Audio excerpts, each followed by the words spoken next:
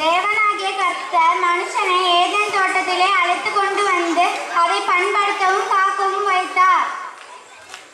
பிபிஎஸ்சின் நோக்கம் ஒன்றித்து வளர்வோம். நாம் ஒன்றாய் இருக்கிறது போல அவர்களும் ஒன்றாய் இருக்கும்படியாக.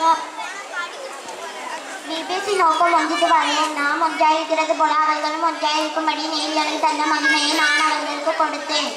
யோவான் 17:22.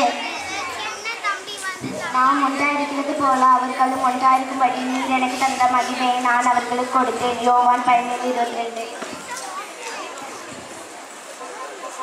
உங்களை அழைத்தவர் பரிசுத்தராய் இருக்கிறது போல நீங்களும் உங்கள் நடக்கைகள் எல்லாவற்றிலும் பரிசுத்தராய் இருங்கள். 1 பேதுரு 1:15. சகோதரர் ஒருமித்தம் வாசம் பண்ணுகிறது. எத்தனை சங்கீதம் 3:1.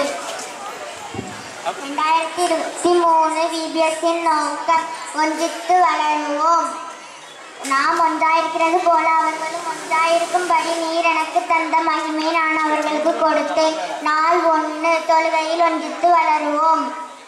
மகிழ்ச்சியோടെ கர்த்தருக்கு ஆராதனை செய்த ஆனந்தத்தோടെ அவர் சன்னதி முன் வாருங்கள். நாள் 2 திருவசனத்தில் ஒன்றித்து வளருவோம். அன்புடன் சத்தியத்தை கைக்கொண்டு தலையாகிய கிறிஸ்துக்கள் எல்லாவற்றிலையும் நாம் வளர்வர்களாய் இருக்கும்படியாக அப்படி செய்தார்.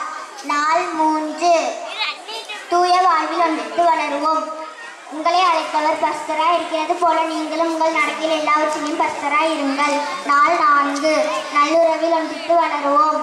இதோ சகோதரர் ஒருமித்து வாசம் பண்ணுகிறது. எத்தனை நன்மையும் எத்தனை இன்பமும் ஆனது. நாள் 5 இயற்கையில் ஒன்றித்து வளருவோம். தேவனாகிய கர்த்தர் மனுஷனை ஏதேன் தோட்டத்தில் அழைத்து கொண்டு வந்து அதை பண்படுத்தவும் காக்கவும் வைத்தார். நாள் 6 நற்செய்திக்காய் ஒன்றித்து வளருவோம். நான் உங்களுக்கு கட்டளையிட்ட யாரையும் அவர்கள் கைக்கொள்ளும்படி அவர்களுக்கு உபதேசம் பண்ணுங்கள். நாள் 7 இலைவாழ்வுக்காய் ஒன்றித்து வளருவோம். நீங்கள் கிறிஸ்துவுடன் கூட இருந்ததுண்டானால் கிறிஸ்து தேவனுடைய வலது பாயசத்தில் வீற்றிருக்கும் இடத்தில் உள்ள மேலானவர்களை தேடுங்கள். மகிழ்ச்சியோடு கர்த்தருக்கு ஆராதனை செய்த ஆனந்த சத்தத்தோடு அவர் சந்நிதியில் வாருங்கள். சங்கீதம் 1:2. மகிழ்ச்சியோடு கர்த்தருக்கு ஆராதனை செய்து ஆனந்த சத்தத்தோடு அவர் சந்நிதியில் வாருங்கள். சங்கீதம் 1:2.